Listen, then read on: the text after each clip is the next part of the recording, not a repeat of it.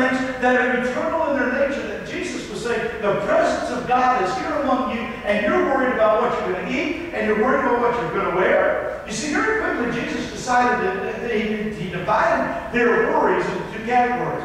You see, being worried about something is to be anxious, is to fear the future of the unknown. He said, don't let yourself be consumed by these kind of things. There are two categories that I see you worried about. One of them are your immediate needs, and the other are your non-critical needs. For example, he said there are things that you worry about that pertain to survival. He was saying to them, don't worry about what you're going to eat. That's critical. Some people in our world today are concerned about where their next meal is coming from. There are people in our world today that are concerned about whether they're going to be able to survive the next hours, whether they're going to survive the next day, whether they're going to make it to the next paycheck. There are some people today that are living in those kind of conditions where they have some critical needs, and Jesus addressed those critical needs, and he said, but don't be worried about that. Don't be worried about your critical. Then he also referred them to the non-critical. Don't worry about what you're wearing. Don't worry about your clothing. Don't worry about your reputation. Don't worry about all that you're trying to acquire. Don't worry about whether you're going to meet a certain standard in life. Don't worry about whether you can get that next promotion. Don't worry about those non-critical things either. They're not important.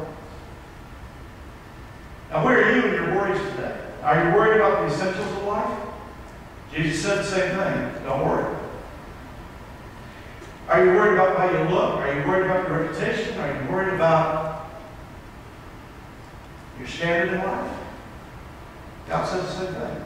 Don't worry about that. He gives us two great illustrations. He says, look at the birds. Does God not take care of their critical needs? It's tough. Don't you know that they don't go out and plant? They don't go out and breed?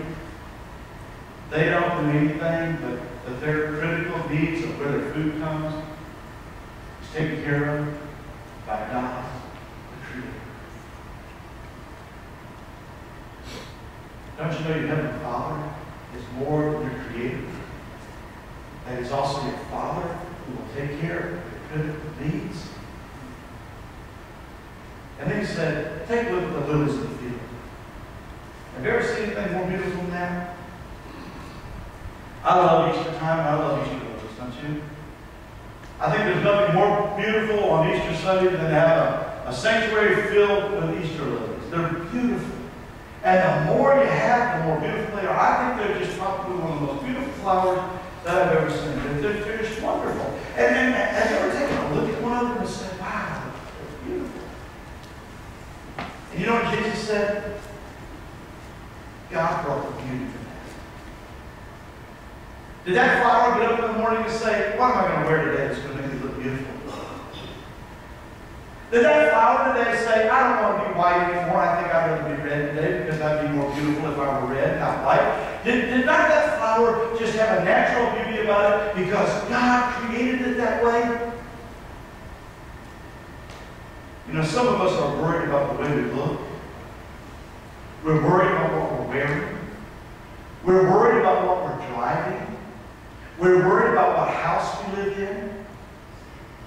But we're not worried about the natural beauty of being a part of God's creation.